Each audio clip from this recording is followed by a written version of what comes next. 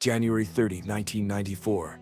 Robert Lang Studios, Seattle, Washington. Kurt Cobain walked through the door for what would become Nirvana's final recording session. He was 2 days late. He'd forgotten his guitar, and in just a few hours, the band would record a song that wouldn't be heard by the public for 8 years. This is the story of Nirvana's last recording, the legal battle that kept it hidden, and why Dave Grohl says it's still hard to listen to decades later.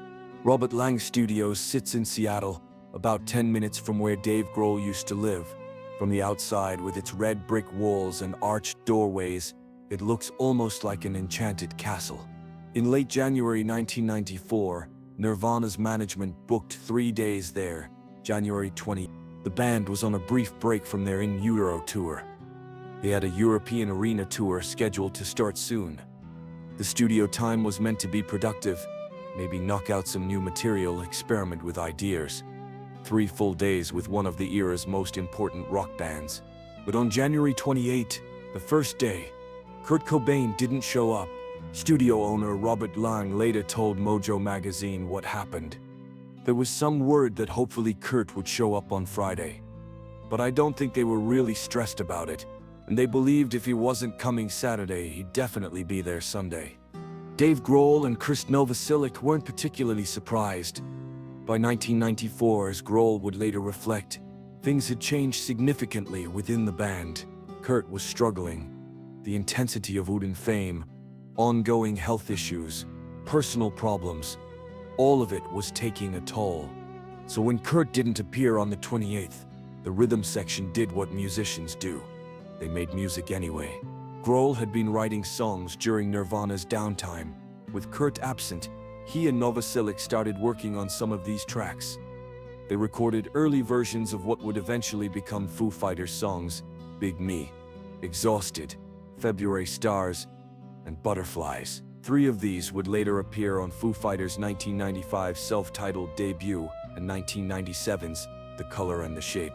January 29, the second day, came and went. Still, no Kurt. The session that was meant to be 3 days of Nirvana recording was, so far, just 2 days of the rhythm section jamming. But Lang remained optimistic. Kurt would show up Sunday.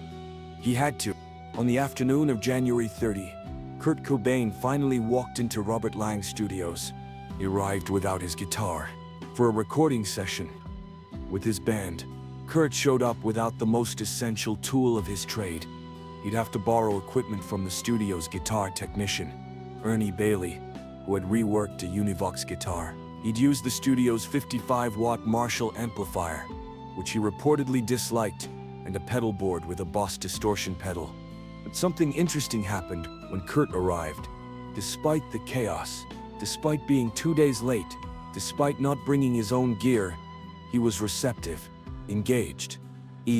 He listened to the material Grohl and Novoselic had been working on. He offered support and encouragement. Producer Adam Casper and the band shifted gears immediately, moving from Grohl's solo experiments to working actual Nirvana material. The band jammed for approximately 20 minutes, just getting warmed up, finding their groove.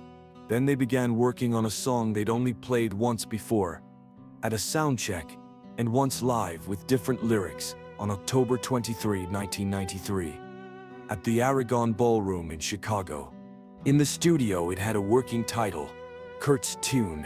They weren't planning to record it necessarily. Time was limited. The European tour was coming up fast, but they were there, together, with functioning equipment and a producer ready to roll tape. So they did what felt natural. They tracked one take, then another, then a third. The arrangement came together quickly. Nirvana had always been a band that could work fast when the energy was right. The song followed their classic quiet, loud, quiet dynamic, the soft, hard approach that had defined so many of their best tracks. After getting a satisfactory instrumental take, they broke for dinner. Pizza, according to those who were there. Then Kurt returned to add his vocals. 4 vocal takes. That's all it took. Kurt Cobain recorded 4 vocal performances, chose the one he liked, and the session was done. The song that would eventually be called You Know You're Right was complete. They discussed potentially returning to the studio after the European tour to add more to it, maybe refine it further. They never got the chance. Less than 2 months after that recording session, Kurt Cobain was dead. The European tour Nirvana had been preparing for turned into a disaster. The band was falling apart. The shows were difficult. In Rome, Kurt nearly died after an incident that left him in a coma. The tour was cut short. Kurt returned to Seattle. On April 5, 1994, he was found dead at his Lake Washington home. The official ruling: suicide by self-inflicted gunshot wound. Nirvana was over. And you know you're right. That song they'd knocked out in a few hours on a Sunday afternoon because Kurt finally showed up to the studio sat on a shelf, unreleased, unheard the public. For years, the only version anyone outside Nirvana's inner circle had heard was a bootleg recording from that October 1993 show at the Aragon Ballroom. The audio quality was poor. Bootleggers couldn't make out what Dave Grohl had said when he introduced the song, and so it circulated under wrong titles. On a Mountain, Autopilot, various incorrect names. Then, on Valentine's Day 1995, Courtney Love performed the song with Hole during their MTV Unplugged session. She called it "You've Got No Right" and introduced it as a song that Kurt wrote, the last song almost. But the studio version, the actual final Nirvana recording, remained locked away. The surviving members of Nirvana, Dave Grohl and Chris Novoselic, wanted to honor their band's legacy properly. By 2001, they'd been working for years on a comprehensive box set of rarities and unreleased material. The planned release would coincide with the 10th anniversary of Nevermind. You Know You're Right was meant to be part of this box set. A treasure among treasures. The final recording, the last thing they'd created together as a band. Courtney Love had other ideas. She filed a lawsuit in 2001 against Grohl, Novoselic, and Universal Music Group, attempting to block the release of the box set entirely. Her argument: You Know You're Rare was too valuable, artistically and commercially, to be buried in an expensive multi-disc collection. She wanted it released as a single. She believed it could sell 10 to 15 million copies. This wasn't just some unreleased track. This was the final Nirvana song. It deserved to be front and center, not hidden away in a box set that only hardcore fans would buy. Love filed suit to wrestle control of Nirvana's master tapes. She wanted exclusive ownership and publication rights for all unpublished Cobain songs. Grohl and Novoselic countersued. They'd spent over 5 years working on this box set. The plan had been in place for years. And now, suddenly, Love was blocking everything. The legal battle turned nasty. Public statements flew back and forth. The music industry watched as one of rock's most important legacies became the subject of courtroom warfare. For months, You Know You're Right remained locked in legal limbo. Fans knew it existed. They knew it was the last recording, but they couldn't hear it. Then, in September 2002, something unexpected happened. The song leaked online. Someone, somewhere, got their hands on the studio recording and uploaded it to the internet. Within days, it was everywhere. Fans who'd been waiting 8 years to hear Nirvana's final song could suddenly download it for free. The leak changed everything. With the song already circulating, there was no longer any reason to keep it locked away. The legal battle couldn't stop what had already happened. In October 2002, You Know You're Right was officially released as a single. It was included on Nirvana's Greatest Hits compilation, the very thing Courtney Love had wanted all along. The song debuted on radio stations worldwide. It climbed the charts. The Greatest Hits album reached number 3 on the Billboard charts. That same week, Love had been right about one thing. The song had commercial value, but it didn't sell 10 to 15 million copies.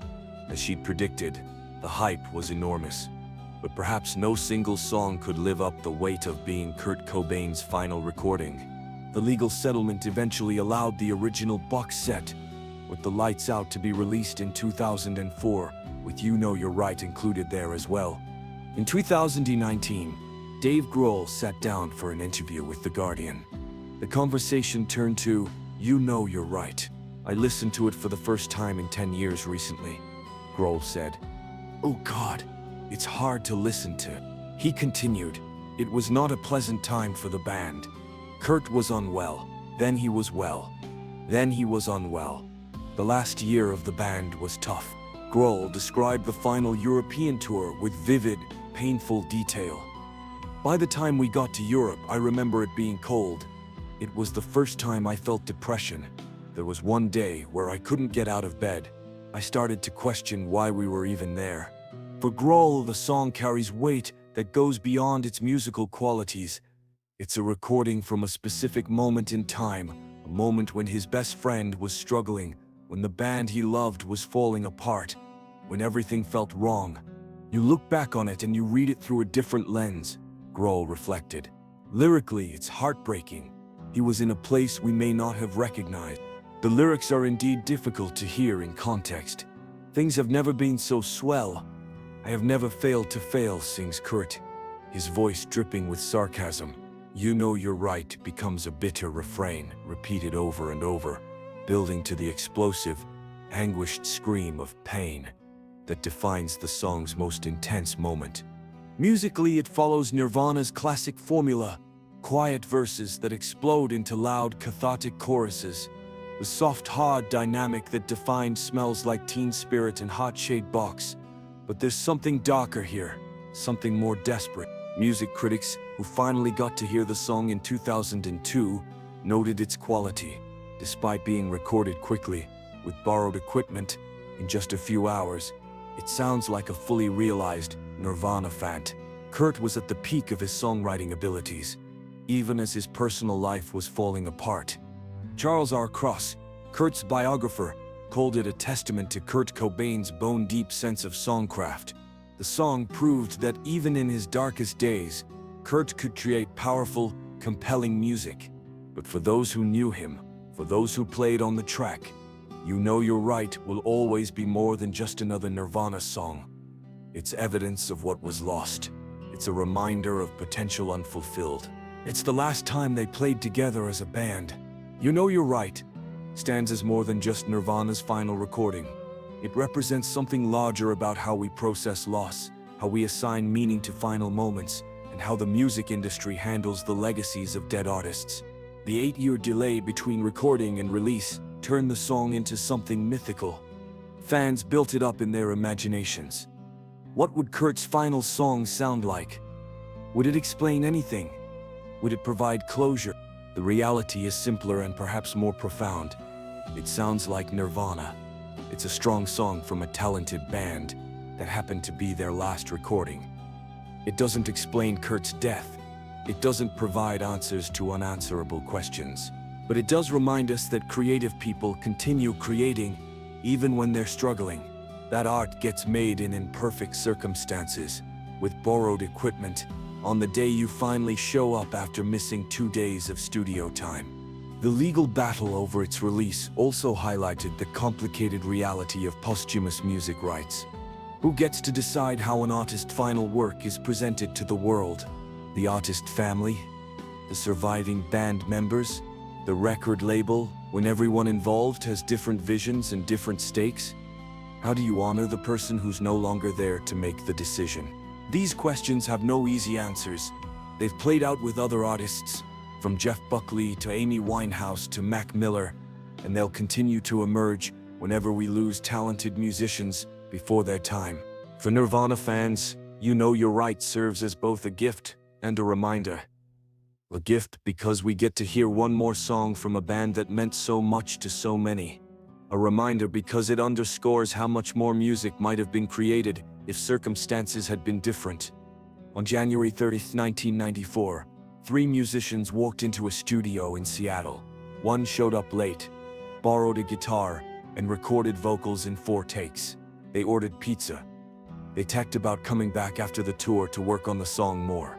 They never got that chance. You Know You're Right remains Nirvana's final statement as a band. Not because it was intended to be, but because time ran out. Life ran out. Dave Grohl still finds it hard to listen to. That's understandable. The song exists in the space between what was and what might have been, between the band that recorded it and the band that would never record again. For the rest of us, It's a piece of rock history. The last time we get to hear Nirvana create something new. The final note from a band that changed music forever. And maybe that's enough.